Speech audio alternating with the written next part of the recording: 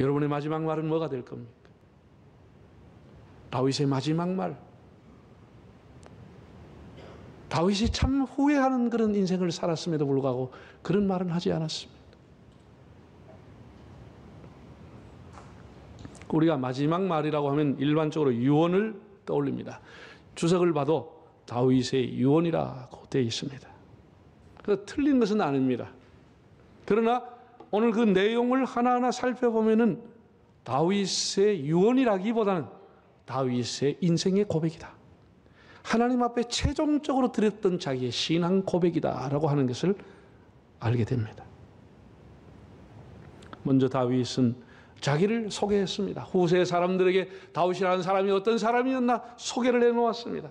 이 내용을 읽어봐도 너무 가슴이 찡하고 사실 우리 인생을 이렇게 마무리하면 얼마나 복될까. 이 하나하나가 다 한 주간 한 주간 설교할 수 있는 걸 압축하는 겁니다. 다윗이 자기를 후세 사람들에게 뭐라고 소개했느냐, 뭐라고 남겼느냐. 자, 23장 1절을 다시 한번 보겠습니다. 이는 다윗의 마지막 말이라. 이새의 아들 다윗이 말하며 높이 세워진 자, 야곱의 하나님께로부터 기름 부음 받은 자, 이스라엘의 노래 잘하는 자가 말하노라. 이렇게 했습니다. 네 가지입니다. 예. 뭐라고 했느냐? 예? 이새의 아들이다. 이새의 아들. 하나님으로부터 높이 세움 받은 사람이다.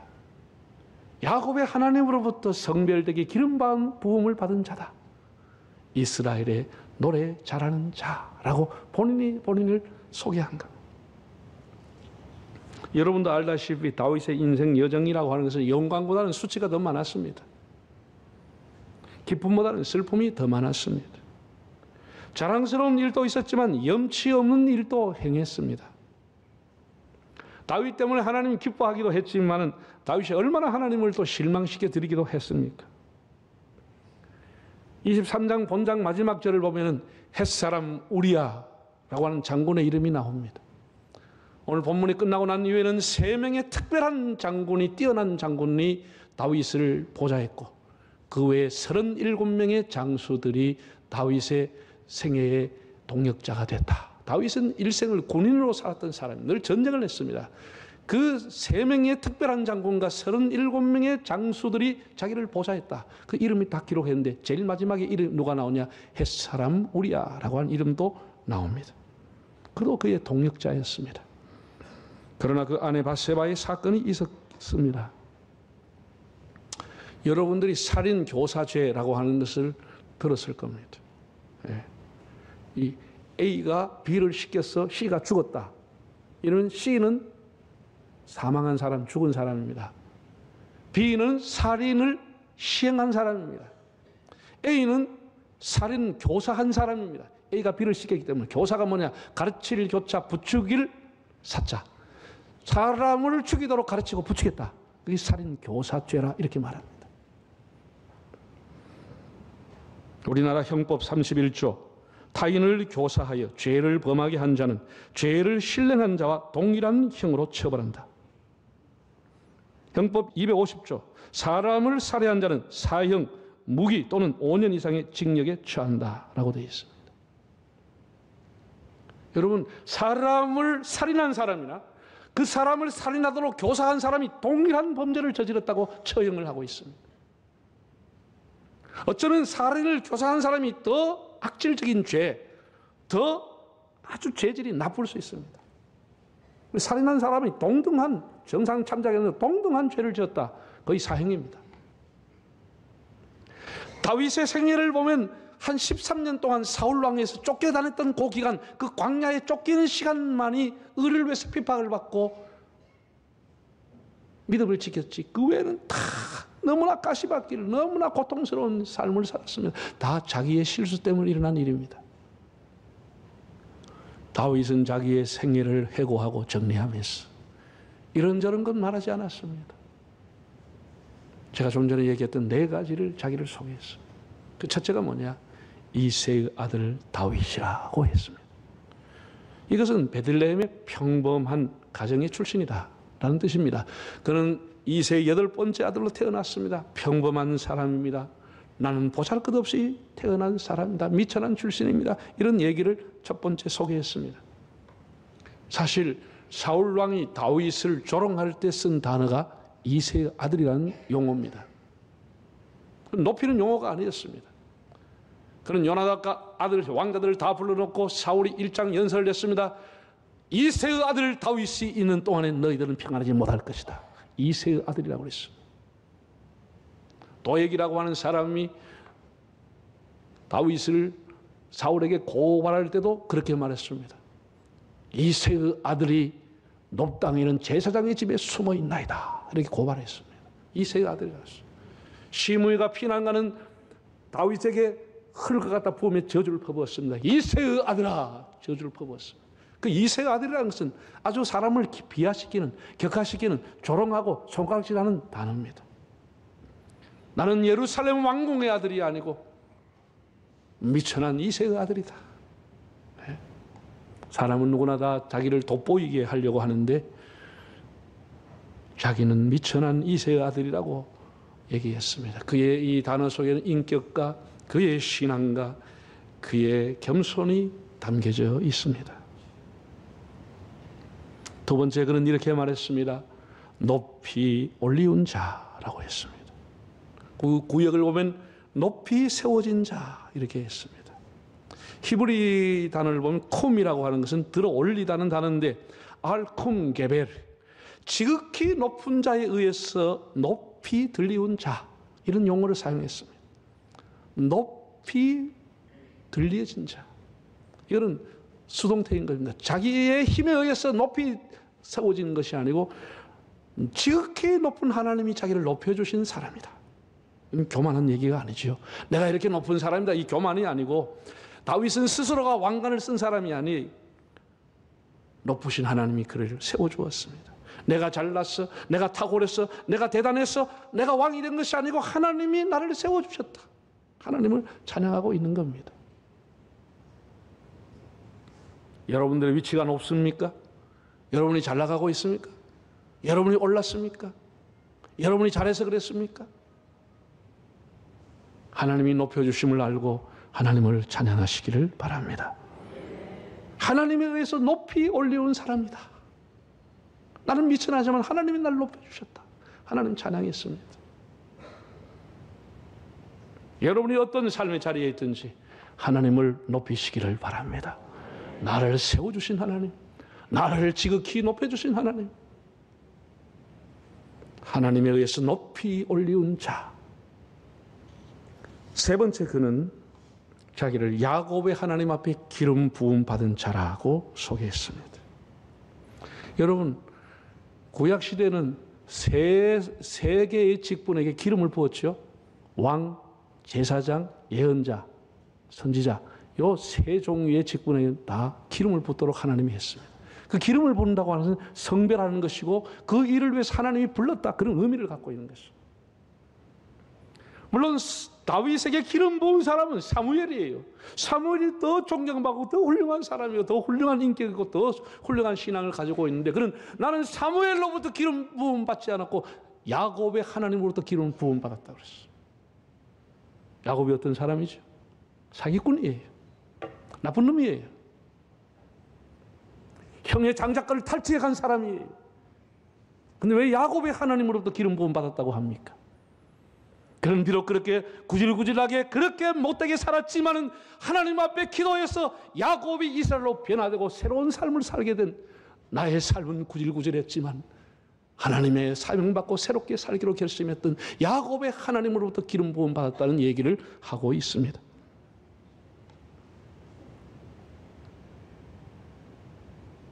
일개무명의 목동, 하나님이 그를 성별했고 그에게 사명을 주었어 기름 부어줬다라는 겁니다. 이 왕이라고 하는 직책은 내 인간의 어떤 권력을 사유하고 나를 자랑하는 것이 아니고 하나님의 직무를 수행하기 위한 자리라고 하는 것을 알았다고 하는 겁니다.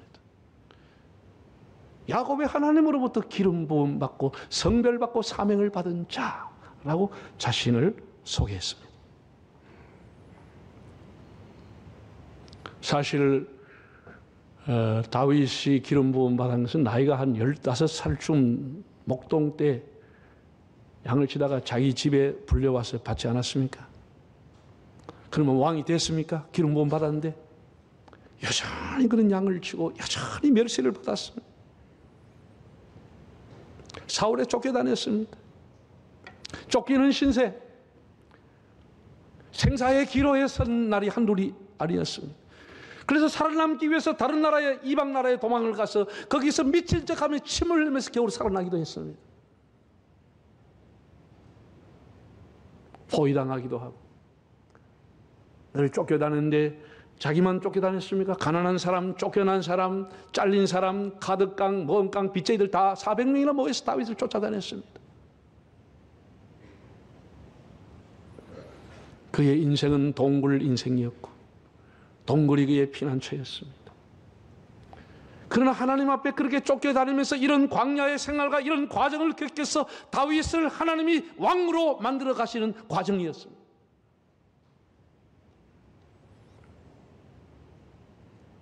그런 시간들이 그 사람의 인생을 영롱하게 만들고 빛나게 만들고 정금 같은 인생으로 하나님이 그를 빚어갔습니다. 그래서 그는 모든 시편에서 하나님을 높이라, 하나님을 찬양하라, 하나님을 앙망하라, 하나님께 구하라, 그 광야에서 금 같은 그런 시를 표현하면서 하나님을 높였습니다. 그 광야의 삶은 하나님과 긴밀한 관계가 형성되는 기간이었습니다. 하나님도 그를 버릴 수 없는 기간이 된 겁니다. 그의 모든 인생을 하나님 안에서 해석하는 눈이 열려지게 된 겁니다. 겸손이라고 하는 게 뭐냐? 하나님 안에서 자기 삶을 해석하는 게 겸손입니다. 아이고 뭐 저는 부족합니다. 저는 아무것도 아닙니다. 이것은 동양의 미덕이지 겸손은 아닙니다. 겸손이 뭐냐? 따라합시다. 하나님 안에서 자기 삶을 해석하는 것. 이게 뭐라고요? 이게 겸손이라고 하는 겁니다.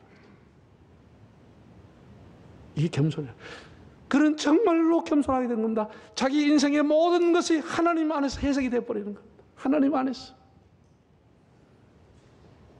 그러면서 네 번째 그가 자기를 소개했어요. 이스라엘의 노래 잘하는 자라고 했어.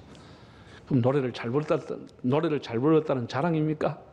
물론 나는 다윗이 뭐 악기를 연주할 때 악령이 떠나가기도 했습니다. 사울에게 있던 악령이.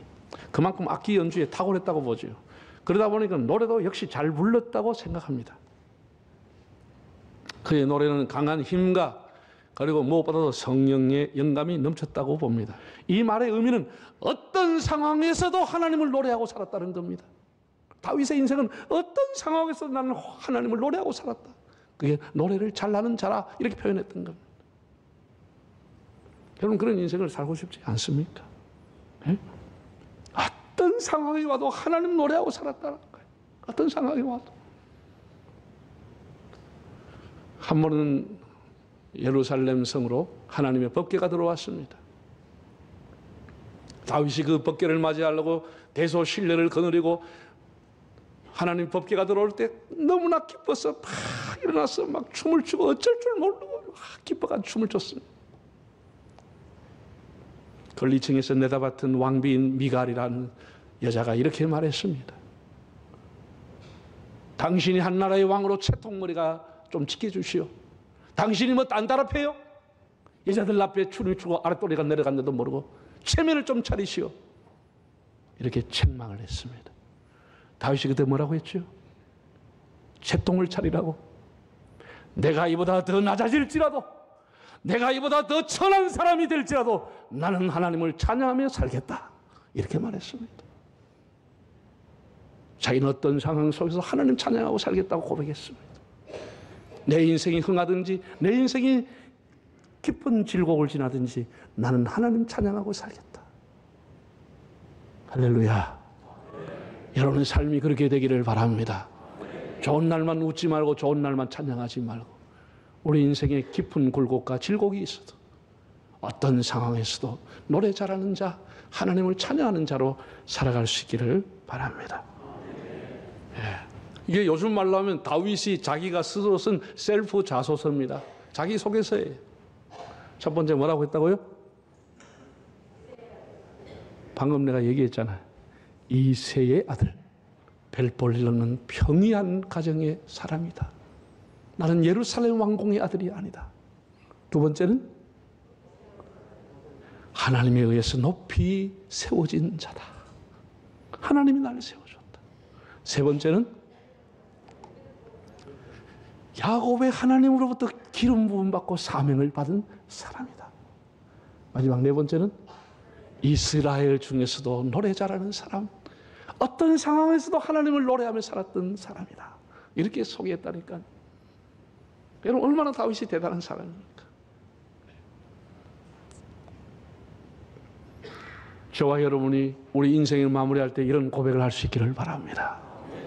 이보다 더 큰 축복이 어디 있어요? 내가 세상에서 뭘 이루었다, 내가 세상에서 뭐 했다, 내가 왕년에 뭐 했다, 그 하나님 앞에 아무 소용이 없는 거예요. 다 쓰잘데없는 거야. 쓰레기에 불과한 거야. 하나님과의 관계가 가장 중요한 것이에요. 하나님과의 관계. 하나님이 내 인생을 세워주시고 하나님이 내 가정을 돌봐주시고 하나님이 한없이 보존하고 미천한 나에게 은혜를 주셨다. 그 하나님만을 찬양하는 것이 여러분의 삶의 마지막 말이 될 수 있기를 바랍니다.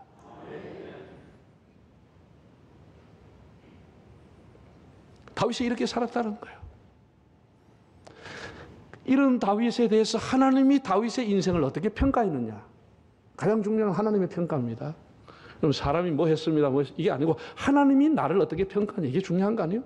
하나님 다윗을 어떻게 평가할까? 저렇게 살인 교사죄를 저지르고 못된 짓 했는 다윗의 그 집은 엉망진창이었는데 하나님은 다윗을 뭐라고 평가해 줬냐? 하나님이 다윗을 뭐라고 평가해? 이게 굉장히 중요합니다.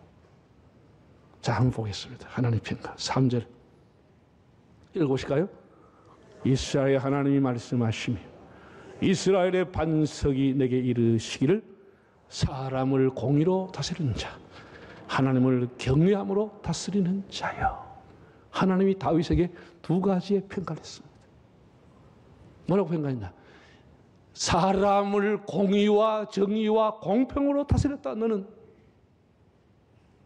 그리고 너는 나를 경외함으로 이스라엘을 다스렸다. 이렇게 하나님 평가했다는 거예요. 그래서 후세 사람들이 이것을 보고 다윗을 성군이라고 부르게 된 것입니다. 이 하나님 평가예요. 하나님이 다윗을 보고 뭐라고 했다고? 첫째는 너는 이스라엘을 공의로, 정의로, 공평으로 다스렸다. 참 잘했다. 두 번째는 나를 경외하고 나를 두려워하는 마음으로 이스라엘을 다스렸다. 많은 사람들을 나를 두려워하게끔, 나를 경외하게끔 이스라엘을 통치했다. 하나님 이렇게 평가했다는 거예요. 목회자들이 목회를 하고 교회 지도자들이 자기의 삶을 마감하고 난 이후에 자기 이름이 있으면 안 되는 겁니다. 자기의 제자 있으면 안 되는 겁니다. 사람으로 하여금 하나님을 두려워하게끔, 하나님을 경외하게 하게끔 한 것이 하나님 앞에 인정받는 것이죠. 나는 우리나라의 대통령과 입법부, 사법부, 행정부 이런 모든 기관의 장들이 오늘 다윗처럼 공의로서 국민을 다스리고 하나님을 경외하고 두려운 마음으로 국민을 섬길 수 있기를 바랍니다. 하나님이 그렇게 평가했다는 거예요. 자기는 늘 죄짓고 자기는 늘 부족했고 자기는 늘 하나님 앞에 실망시켜 드렸는데 하나님은 다윗의 중심을 보시고 너가 정말 나를 두려움으로 잘 다스렸다. 이렇게 했다는 거예요. 우리가 이스라엘 다윗 왕국의 450년이 이어진데 450년 다윗의 왕국 중에 다윗만큼 그 시대만큼 하나님을 경외했던 역사가 없었습니다. 그 후에는 다 쇠락했습니다.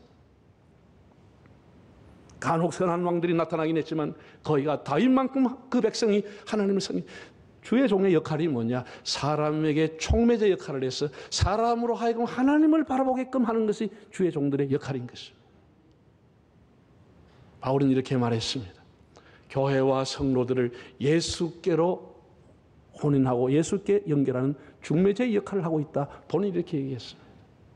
우리 역할이라고 하는 것은 여러분의 삶을 하나님께 연결해 주는 것이 우리의 다 삶인 것입니다. 여러분에게 자녀들에게 하나님을 경외하는 본을 보여주시기를 바랍니다. 아빠 엄마가 하나님을 두려워하고 하나님을 경외하는 것, 이것이 교육인 겁니다.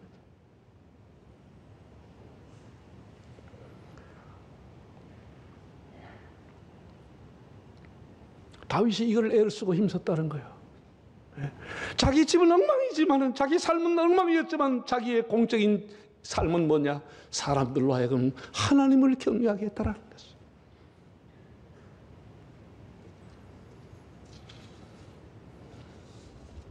여러분, 다윗이 범죄로 징계를 받았을 때 가정에만 우환이 있었던 게 아닙니다. 다윗 때문에 24장에 보면 하지만 전염병, 역병이 창궐해가 수만 명이 죽었습니다. 다윗의 죄 때문에. 그 아픔과 번민과 고통과 그 슬픔이 있었지만 하나님을 원망하지 않고 하나님 떠나지 않고, 왕이 돼서 어떻게 하면 내 이 자리를 보존하냐, 어떻게 하면 부귀 영화를 더 누릴 것이냐, 어떻게 하면 떵떵거리고 많은 재산을 가질 것이냐, 그렇게 생각하지 않고 사람들을 하나님께로 인도했다. 하나님 경외하며 살도록 내가 다스렸다. 하나님 그렇게 그를 평가해 주었습니다.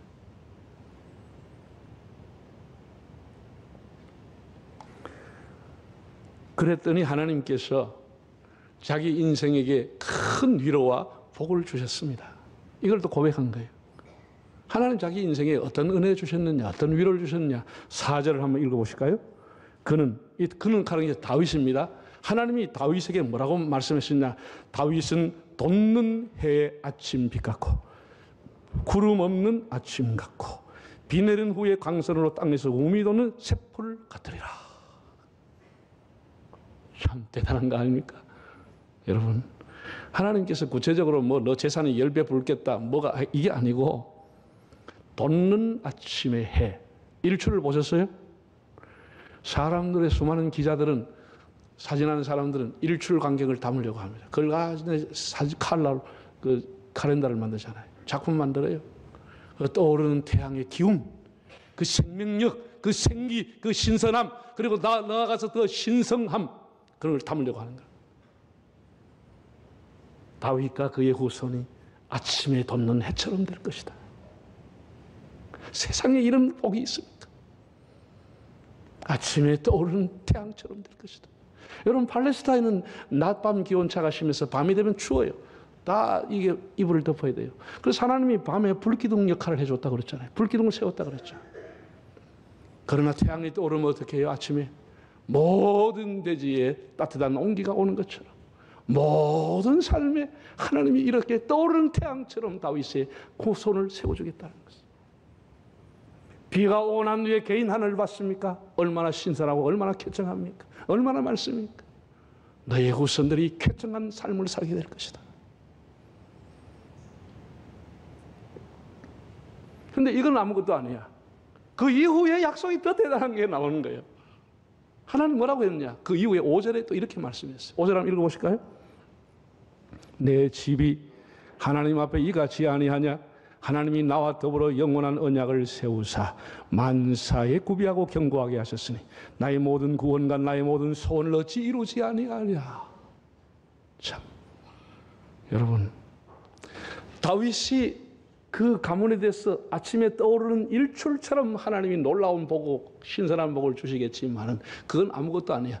다윗과 영원한 언약을 맺었는데 그 영원한 언약, 그 메시아 예수 그리스도 구원자가 다윗의 후손에서 나온다는 약속을 주었다는 것입니다. 이게 영원한 언약입니다. 다윗의 노후는 영원한 언약에 매달리며 그것을 위해 기도하는 삶을 살아가게 됐던 겁니다. 얼마나 복된 사람입니까? 여러분, 신약 성경을 시작하는 마태복음 1장을 보세요. 이렇게 기록됐습니다. 아브라함과 누구의 후손? 아브라함과 다윗의 자손, 예수 그리스도의 족보라. 아브라함과 다윗 두 사람만 나옵니다. 구약의 수많은 모세, 여호수아 훌륭한 사람 많지만 하나도 이름이 안 나와. 아브라함과 다윗 딱 두 사람만 세어났어요. 예수 그리스도의 조상이다 그랬어요. 아브라함부터 다윗까지 14대요. 다윗으로부터 바벨론 포로로 갈 때까지 14대요. 포로에서부터 그리스도가 될 때까지 14대라. 모든 이스라엘의 역사의 중심에는 다윗이 들어있는 것입니다. 그만큼 위대한 자가 된 것입니다. 예수 그리스도 메시아를 태어나게 했던 그 유다 지파 다윗의 후손, 얼마나 놀라우니 하나님이 그 약속을 자기에게 줬다는 겁니다. 예. 사랑하는 성도 여러분, 다윗은 보잘것없는 베들레헴 이세의 아들 목동 출신이었습니다. 물론 그에게 악기를 연주하고 노래 잘하는 타고난 은사가 있었습니다. 물맷돌 잘 던지는 기술 연마했습니다. 그것 자기에게 타고난 은사였습니다. 잘 들으세요. 여러분, 타고난 재능이 있다고 귀하게 쓰임 받는 건 아닙니다. 타고난 머리가 좋다고 하나님이 귀하게 쓰는 것은 아닙니다. 하나님께서 부르시고 하나님이 그를 높여주시고 하나님이 그를 사용하시고 하나님이 성별해 주실 때 그가 가지고 있는 은사가 귀하게 발휘되는 것입니다.